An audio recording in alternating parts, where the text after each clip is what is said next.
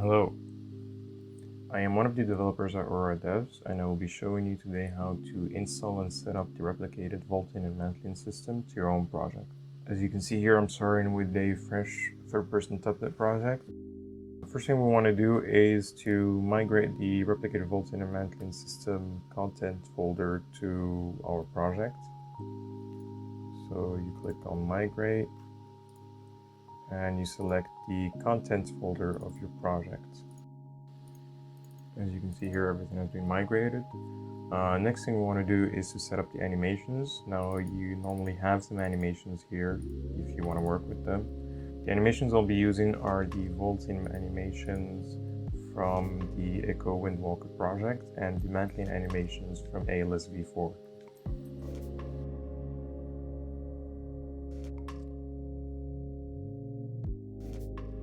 So let's import the animations. Select all these here. You want to select your own mannequin, not the Aurora Devs one. So select that, import all. Alright. Next thing you want to do is to take the mantling animations. You want to crop off the first 10 frames of each animation. Save. Then for the 2-meter one, let's see, 11 animation I think is good. Actually 12. Now you want to right click on them and create an animation montage from all three. What you want to do is to add notifies for the mantling and vaulting animations. So for the mantling you have two notifies. You have the mantle interp forward and the mantle interp upward. First one we're going to use is the mantle interp upward. We're going to set it at the very beginning of the animation. Then you want the interp forward one. The interp forward one, you want to set it right where the character starts pulling their leg up to finish the mantling animations. So somewhere around here. Around here. Same thing for the mantling. 2-meter mantling montage. You want to put the interp upward at the very beginning and the interp forward when they start pulling their leg up. I think here would be good. If your character's legs start clipping through the obstacle when mantling, you want to move these notifies a bit forward. Now for the vaulting montage, there's different notifies. You have the vault interp forward, interp upward, and interp downward. The first one you want is interp upward. You're going to set it at the very beginning of the montage. You can add the interp upward, the interp forward, sorry. Interp forward, you want to put this right where the character stops going upward. If you select the root bone, you'll notice that the character stops going upward right about 15 frames. If you see here, the Z value is capped at 123. So at 15 frames, I think it stops going upward. So you set it here. Then you want the downward notify someplace around 30 frames, just like this. Next thing you want to make sure that all the vaulting and animation and mantling animation sequences have force root lock enabled. Otherwise it will look super weird. So you want this to stay enabled. Make sure that root motion is disabled for all of them. Alright, now the mantling animations are done. For the sliding animations, we're going to use the Aurora Dev ones. You can use your own. There's nothing big, there's nothing unusual here. You're just going to use normal animations.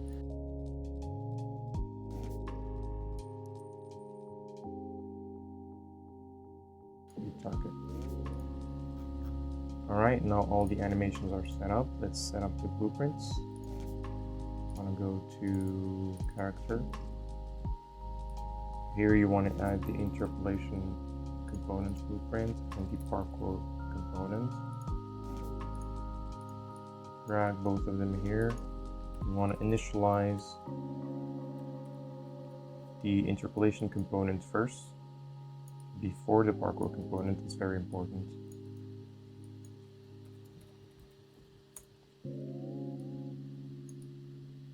And for the owner character, you're just going to plug in the reference to self.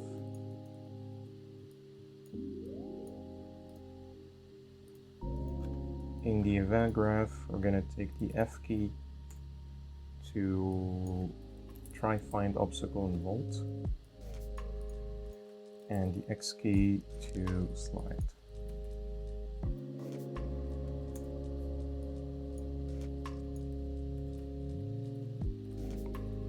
Parkour inputs. You want to click on your parkour component. You're going to go down here. Make sure that you select new animation montages. Or here it's going to be, for mantle low it's the 1 meter one. For mantle high it's the 2 meter one. For sliding, select these.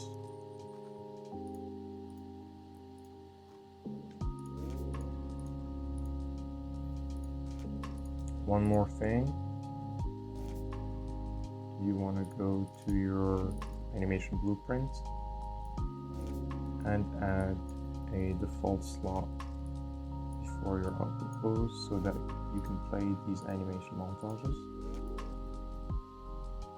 So now as you can see, you can slide and you can rotate during the slide. The camera is teleporting a bit, so we're going to come here and enable camera lag. We didn't want to add any camera system to the project so that it does not add some unnecessary conflicts with anyone's already existing camera system. So enable camera lag is going to be enough for now. You can add your own camera movement if you would like. So you can see we can go under obstacles, you can rotate during the sliding, you can also mantle. If you noticed, the character is too far from the obstacle when mantling. You can fix that very easily by coming to the parkour component, scrolling down to the mantling high animation settings, and changing this value here, the distance to offset the mantle start position.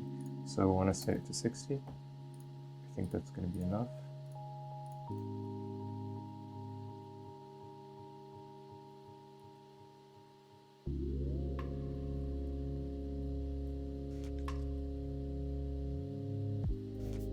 Alright, everything is working properly.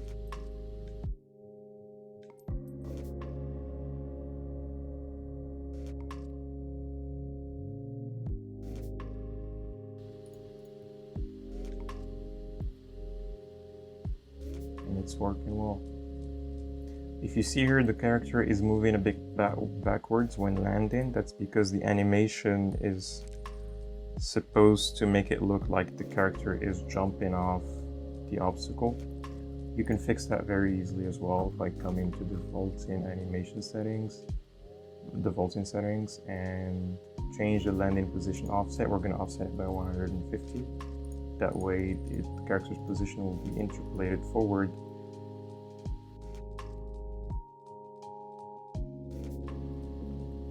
Alright, that looks much better.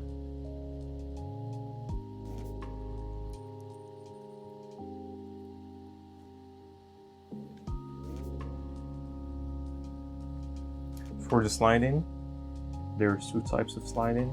There is the root motion sliding and there is the root locked sliding. The difference between the two is that the root motion sliding uses root motion from the animation, so you cannot change the distance in code unless you change the animation itself. And the root locked sliding, the character's position is interpolated with code, so it enables you to change the speed and the distance and in any way you want. So just to demonstrate, I'll show you how to set that up.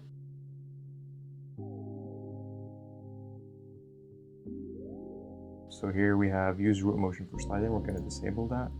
We're going to go to the slide main animation sequence. We're going to leave this on, but we're also going to turn on force root lock.